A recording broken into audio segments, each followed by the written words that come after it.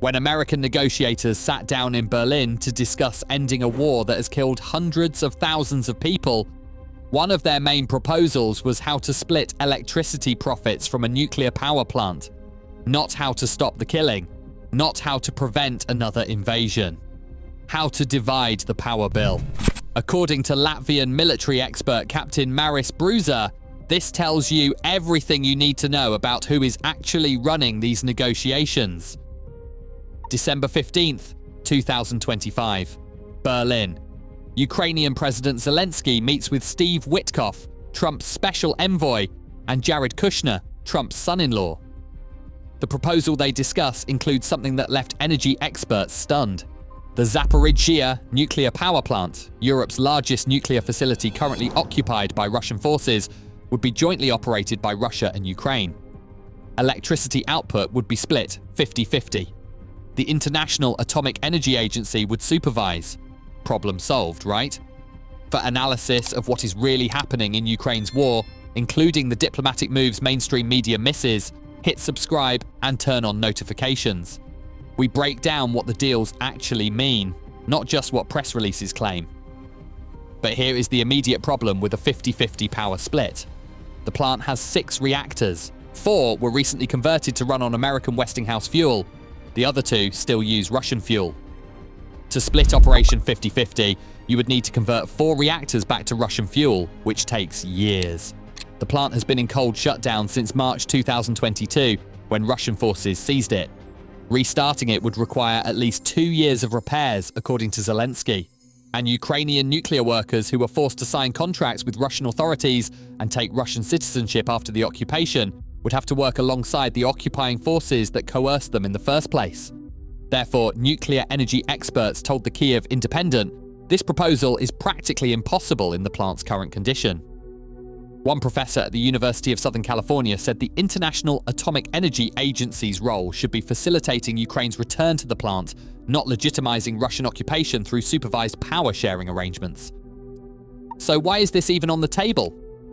Captain Bruža analysed the broader context of these Berlin negotiations and identified what he calls the prevalence of personal business interests over strategic considerations. The 2 lead negotiators are not career diplomats. Steve Witkoff is a real estate developer. Jared Kushner is Trump's son-in-law, and he also has extensive real estate holdings. Neither has formal diplomatic training, but both have something else: interests that could benefit from reconstruction deals in Ukraine. Bloomberg published transcripts of a leaked October phone call that reveals exactly how this negotiation process works. The call was leaked.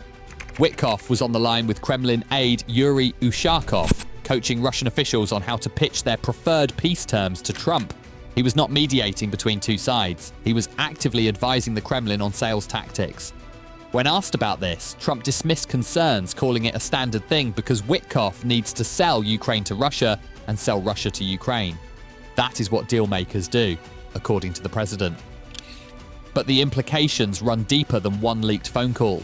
The original peace plan, drafted by Kushner and Witkoff over 3 days in Miami, was so favourable to Russia that rumours immediately spread suggesting it had been translated from Russian.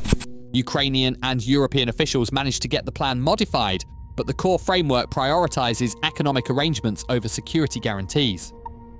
Therefore, when United States officials offered Ukraine what they called Article 5-like security guarantees during the Berlin talks, those same officials added a critical caveat. These generous protections are available now. Accept the deal immediately and get strong guarantees. Delay, and future offers will not be nearly as good. Ukrainian analysts describe this as a hidden ultimatum disguised as diplomacy. Think about the psychology of that for a moment. NATO's Article 5 states that an attack on one member is an attack on all. It is the cornerstone of European security for 75 years.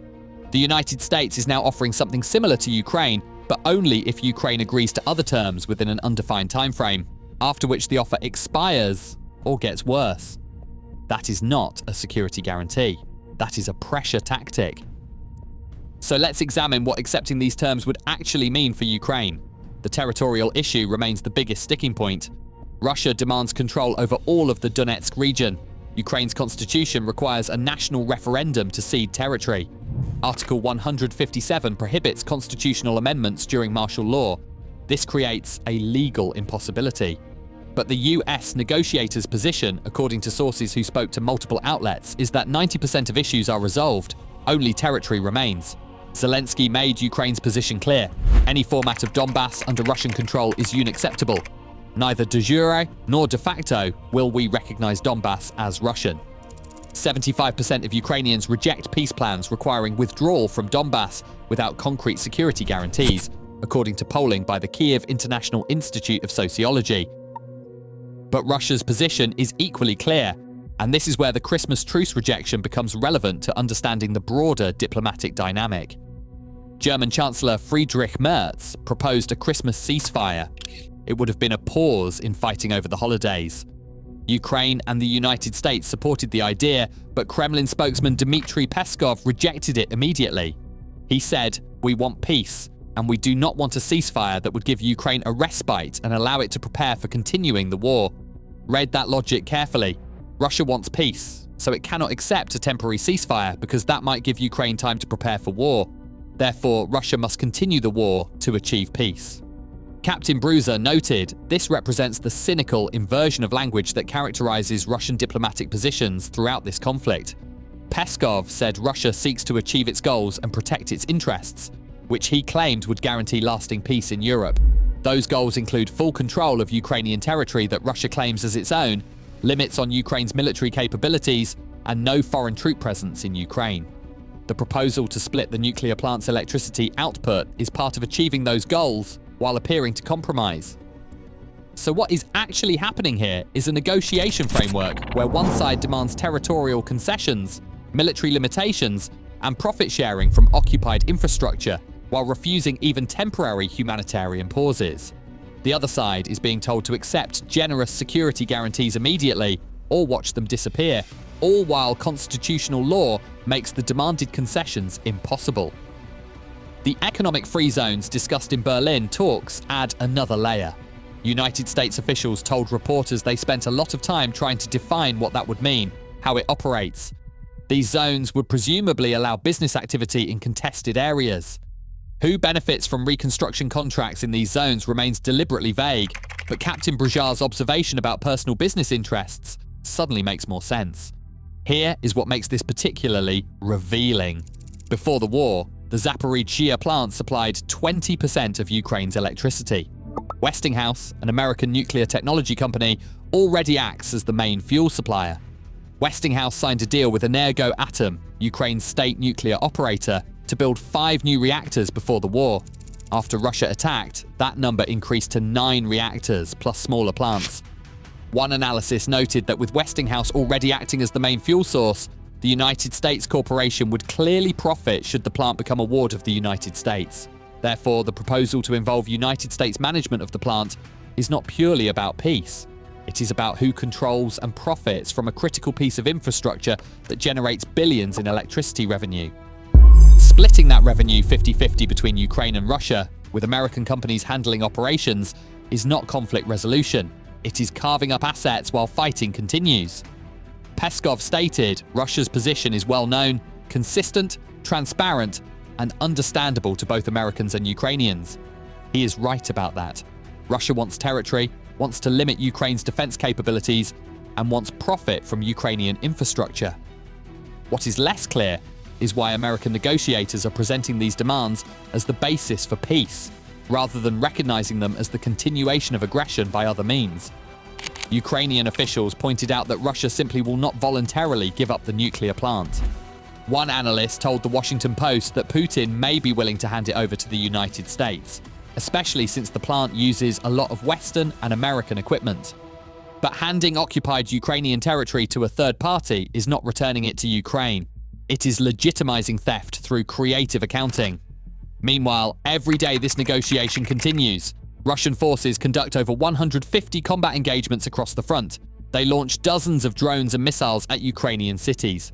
They attack energy infrastructure that civilians depend on to survive winter. The Christmas truce that might have prevented some of that carnage was rejected because it would give Ukraine time to rest. So when you hear about progress in peace talks, remember what that progress actually looks like. It is proposals to split electricity bills from occupied nuclear plants. It is ultimatums disguised as generous offers with expiration dates. It is real estate developers coaching the Kremlin on pitch strategies while claiming to mediate. It is rejection of humanitarian pauses because peace requires continuous war. Captain Bruža's analysis identifies the core problem. When personal business interests drive diplomatic efforts and when negotiations focus on profit sharing from occupied infrastructure rather than ending occupation itself, you are not talking about peace. You are talking about terms of surrender packaged as compromise, with American middlemen positioned to profit from the arrangement. The Berlin talks may have achieved what officials call real progress. But progress toward what exactly? Toward ending Russia's ability to wage war, or toward formalizing its gains while ensuring everyone gets their cut of the reconstruction deals? Ukrainian negotiators understand this clearly. That's why Zelensky insists every single detail matters, because not a single detail must become a reward for aggression. That's why 75% of Ukrainians reject territorial concessions without ironclad guarantees. They recognize that splitting nuclear plant revenues, while constitutional law prohibits territorial transfers, is not a path to peace. It is creative bookkeeping for an ongoing occupation. The question is not whether these negotiations will produce a deal. The question is whether any deal produced under these conditions could actually end the war, or whether it only pauses the fighting long enough for everyone involved to position themselves for the next round. Based on Russia's rejection of even a Christmas ceasefire, Moscow has already answered that question.